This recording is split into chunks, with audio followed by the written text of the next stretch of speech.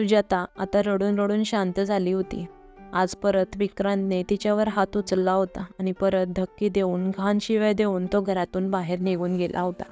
5 वर्षाची परी आणि 4 वर्षाचा शौर्य उतकी देत रडत रडत तिला बिलगले होते.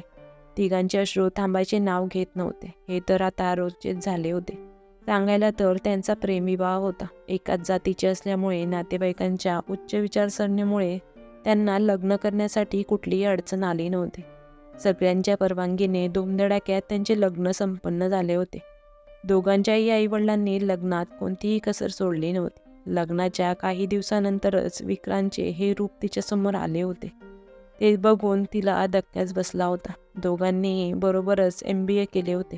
सुजाता तिच्या बॅचची टॉपर होती आणि विक्रांत खूप अभ्यास करूनही नेहमी दुसराच असायचा. दोघांमध्ये ही स्पर्धा सुरू असायची. दोघांनाही एकमेकांसोबत आकर्षण जाणवायला लागले. विक्रांतवर तर प्रेमाचे जसे बोतच चढले होते. त्यामुळे तो एवढा रोमॅन्टिक झाला होता की सुजाताला स्वतःलाही विश्वास होत नव्हता की तोच हा आखडू रागराग करणारा विक्रांत आहे. मैत्रिणीही आता सुजातावर जळू लागल्या होत्या. विक्रांत दररोज सुजातासाठी काही ना काही सरप्राईज प्लॅन करायचा आणि सगळे ते बघतच राहून जायचे. विक्रांत कधीही लपून काहीच करायचा नाही. जेही करायचा ते एकदम बिनधास्त असायचे. म्हणून त्याला मित्र म्हणायचे. लग्नानंतर तर तू नक्कीच बायकोचा गुलाम होणार आहेस. त्यावर विक्रांत हसत उत्तर द्यायचा, हो का नाही, तुमच्या का पोटात दुखते आहे. आणि सगळे मित्र खळखळून हसायचे. सुजाताला विक्रांतचे असे रूप मनोमन छान वाटायचे. सुजाताला आता आकाश ठेंगणे झाल्यासारखे वाटत होते. परंतु तिला काय माहीत होते की नियती तिला मोठ्या अंधाराच्या खाईत घेऊन जाणार होती. पहिला झटका तर तिला लग्नानंतर दुसऱ्या महिन्यातच बसला होता. 15 दिवसाची हनीमून ट्रीपनंतर दोघं जेव्हा घरी आले तेव्हा एका आठवडा तर ते घरातून बाहेरच निघू शकले नव्हते. आणि विक्रांत तर चकोरासारखा तिच्याकडे बघतच राहायचा. जॉईंट फॅमिली होती. घरात सासू सासरे त्याचबरोबर जेठ जेठानीही होते. परंतु विक्रांतला त्याचा काहीच फरक पडायचा नाही. आणि मोठी जेठानी तर त्यावर सततच टोमणे मारत राहायची. सुजाता एकांतामध्ये विक्रांतला समजवण्याचा खूप प्रयत्न करायची. त्यावर तो म्हणायचा, जळणारे जळत आहे तर जळू दे. त्या रात्री नव्या सुनेच्या आगमनाच्या निमित्ताने विक्रांतच्या काकांनी त्यांच्या घरी सगळ्यांना जेवायला बोलवले होते. त्यासाठी ती मनापासून खूप छान तयार झाली होती. परंतु ती जेव्हा विक्रांत समोर आली तेव्हा विक्रांत तिला बघून रागवू लागला. तू हे असे कसे कपडे घालून आली आहेस?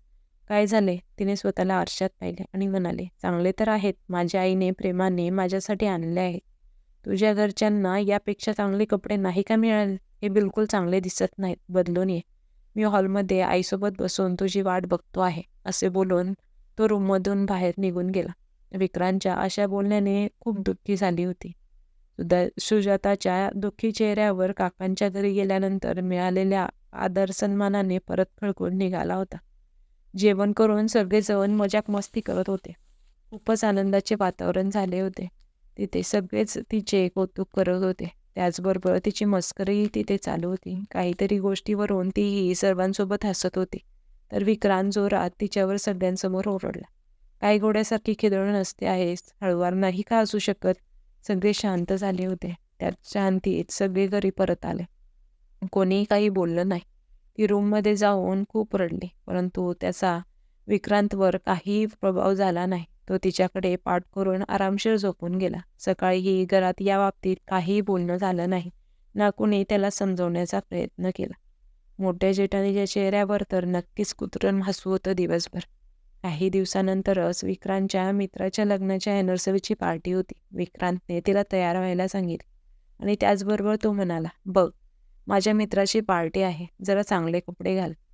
नाहीतर असं कर, मला दाखव तू काय घालणार आहेस ते. ही तर फक्त सुरुवात होती. ती काय घालते आहे, काय बोलते त्यावर लक्ष देणे आता विक्रांतसाठी साधारण गोष्ट झाली होती. त्या दिवशी पार्टीत छान संगीत चालू होतं. सगळे संगीतावर ठुमकत होते. नाचणे असेही सुजाताची कमजोरी होती. तीही पूर्णपणे नाचण्यात मग्न होऊन गेली होती.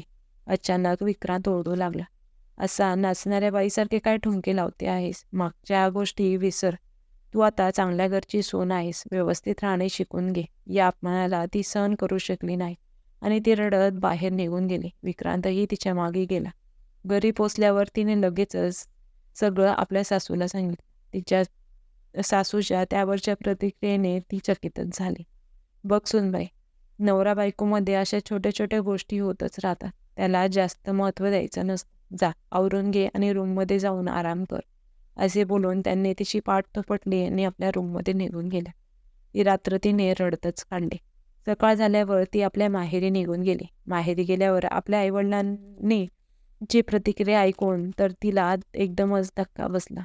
तिचे आई वडील तिला समजावत म्हणाले, बघ सुजाता, प्रत्येक जोडप्यामध्ये अशा छोट्या मोठ्या प्रसंग येतच राहतो. त्या गोष्टीला जास्त ताणून काहीच मिळत नसतं.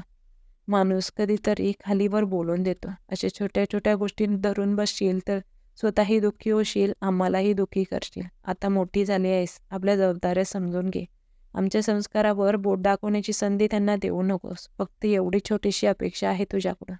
वडील तर हे सगळं बोलून आपल्या खोलीत निघून गेले. तिने आशेने भरलेल्या नजरेने आपल्या आईकडे बघितलं. काही वेळ शांत राहून आई म्हणाली, जर तू तुझे मन हलके करण्यासाठी माझ्याकडे बोलत आहेस तर ठीक आहे. पण तुला जर वाटत असेल की आम्ही लोकांनी जावई बापूंशी या विषयावर बोलावं तर असे होणार नाही. सुजाता, तुला मी मुलासारखी वाढवली आहे. याचा अर्थ बिलकुल नाहीये की तू मुलासारखं वागावं. तू मुलगी आहेस. मुलगीसारखं राहावं. तुला राहावं लागेल. मुलींना दाबून राहावं लागतं. थोडं सहन करावं लागतं. तेव्हाच संसाराची गाडी एका पटरीवर चालत राहते. आई, पण मला या प्रकारे अपमानित करण्याचा विक्रांतचा अधिकार नाहीये. सुजाता, तू तर किती वेळा पाहिले आहेस. तुझे बाबा मला काय काय नाही बोलत. मग काय मी त्यांची तक्रार घेऊन माहेरी जात नाही ना? पण आई, मी असा अपमान सहन नाही करू शकत. परंतु सुजाता, हे लग्न तुझ्या पसंतीने, तुझ्या आनंदासाठी आम्ही करून दिले. आता तुझी जिम्मेदारी आहे ती निभवण्याची. आम्हाला तुझ्या छोट्या 2 बहिणींचे लग्न करायचे आहे. 2-3 दिवस आरामात राहा आणि निघून जा. रात्र खूप झाली आहे. जा झोप. ऑफिसवरून परत जाताना विक्रांत तिच्या माहेरी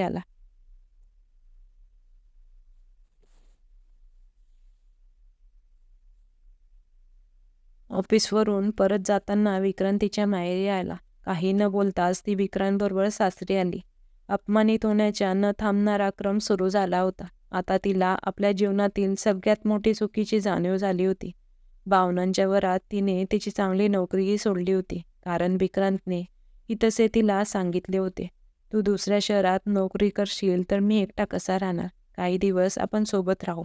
मग तुला वाटलं तर तू नंतर नोकरी कर. तू तर टॉपर होतीस. तुला कधी ना कधी नोकरी मिळून जाईल. कधी झोप लागली तिला तिचे कळलेच नाही. दुसऱ्या दिवशी सकाळी उठली तेव्हा तिला चक्कर येत होते. तिने सासूला सांगितले तर तिला ते डॉक्टरकडे घेऊन गेले. डॉक्टरांनी चेक केले तर ती आनंदाभरात उड्या मारतच घरी आली. वर्षभराच्या आतच परी तिच्या हातात खेळत होती आणि त्यानंतर वर्षानंतरच मुलालाही तिने जन्म दिला होता. 2 मुलींची आई तिची जेठाने जळून खाक झाली होती. आता ती तिला छोट्या छोट्या गोष्टींवरून टोमणे देत होती. पण मुलगा झाल्यामुळे सासू सुजाताच्या बाजूनेच बोलायला लागली होती. परंतु मुलांच्या आईने नोकरी करण्याची त्या घरात मनाई होती. हळूहळू विक्रांत दारूही पिऊ लागला. सगळ्यांसमोर तिचा अपमान करू लागला. आता हे रोजचेच झाले होते. ती समजावण्याचा खूप प्रयत्न करायची तर तो तिच्यावरच हात उचलायचा. त्याचा जिवलग मित्र होता राहुल. एका शहरात असल्यामुळे त्यांची मैत्री अजूनही होती. जर त्याच्यासमोर काही चुकीचे झाले तर ते कधी विक्रांतला समजावायचे तर कधी सुजाताला समजावायचे. पण ही गोष्ट ना विक्रांतला आवडायची ना त्याच्या घरच्यांना. म्हणून त्यांनी विक्रांतच्या घरी येणे कमी केले होते. पण मोबाईलने तो सुजाताच्या संपर्कामध्ये होता. सुजाताला जेव्हा टेन्शनमध्ये असायची तेव्हा ती एकांत बघून राहुलला फोन करायची. राहुल नेहमी तिचा आत्मविश्वास वाढवायचा. आपल्या पायावर उभ्या राहण्यासाठी तिला सल्ला द्यायचा.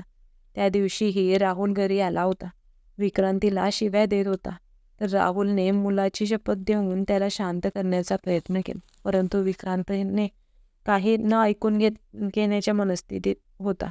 त्याने त्या दोघांच्या नात्यावरच बोट दाखवला. अपमानाने तळमळलेला राहुल घरी निघून गेला आणि राहुलचा सगळा राग विक्रांतने सुजातावर काढला. आज ज्या प्रकारे विक्रांतने तिला मारझोड केली ते बघून शौर्यही घाबरला होता. त्या घटनेनंतर परी जवळपास 1 तासापर्यंत थरथरत रडत होती. तिचे अश्रू थांबण्याचे नावच घेत नव्हते. सुजाताने मुलांकडे बघितले. त्यांना बघून तिला वाटले, ही माझी मुलं आहेत. त्यांना मी अशा भीतीदायक आणि विस्कटलेले जीवन नाही देऊ शकत. आता माझ्या मुलांसाठी मलाच काहीतरी करावे लागेल. हा निर्णय घेतल्यानंतर सुजाता स्वतःला भविष्यात येणाऱ्या संकटांसाठी मानसिकरित्या तयार करण्यात लागली होती. तिला माहीत झाले होते की लढाई तिची एकटीची आहे. या युद्धात कुणी तिच्यासोबत असणार नाही. परंतु तरीही तिला खूप हलके वाटत होते. दुसऱ्या दिवशी सुजाता विक्रांत गेल्यानंतर लॅपटॉप घेऊन बसली आणि खूप ठिकाणी नोकरीचा अर्ज करूनच ती रूममधून बाहेर निघाली. 2 दिवसापर्यंत कुठूनही उत्तर आले नव्हते. तरी ती निराश नाही झाली. तिला माहीत होते की शिक्षणानंतर 5 वर्षाचा मोठा गॅप झाला आहे. नोकरी मिळण्यासाठी थोड्या अडचणी ह्या तर येतीलच. परंतु तिला विश्वास होता तिच्या योग्य नोकरी एक दिवस तिला नक्कीच मिळेल. पण आपण विचार केलेले नेहमी खरे होते असे नसते. नोकरी लागण्याआधीच विक्रांतने सुजाताच्या हातात घटस्फोटचा कागद आणून ठेवला आणि विक्रांतने कोर्टाकडून मुलांचीही कस्टडी मागितली होती, कारण सुजाता बेरोजगार होती. हे ऐकून तर सुजाताच्या पायाखालची जमीनच सरकली. परंतु सुजाता रडण्याऐवजी पुढे काय करायचे आहे यावर विचार करणे सुरू केले. तिला कोणाकडूनही सहाऱ्याची अपेक्षा नव्हती. एकच व्यक्ती होता ज्याच्याकडून ती मदत मागू शकत होती. तर तिने राहुलला फोन केला. त्याला सर्व काही सांगितले. त्याला वाड्याचे घर शोधायला विनंती केली. विक्रांतच्या येण्याआधी सुजाता 2 मुलांना घेऊन घर सोडून निघून गेली होती. राहुलने त्याच्याच एका नातेवाईकाकडे तिची पेइंग गेस्ट म्हणून सोय करून दिली होती. राहुलने तिला माहेरी जाण्याचाही सल्ला दिला. परंतु सुजाता त्याला म्हणाले की माझी लढाई आहे, ती मी एकटीच लढणार. त्यात त्या लोकांना मध्ये आणून त्यांना परेशान नाही करायचे आहे मला. त्यांना रात्री जेव्हा विक्रांत घरी आला त्याला माहीत झाले की सुजाता मुलांना घेऊन निघून गेली आहे. तर तो पूर्णपणे घरच्यांवर संताप करू लागला. तुम्ही तिला थांबवली का नाही? ती अशा प्रकारे माझ्या मुलांना नाही घेऊन जाऊ शकत. त्यावर त्याची वहिनी म्हणाली, आम्हाला वाटले की तुमचे आपापसात बोलणे झाले असेल.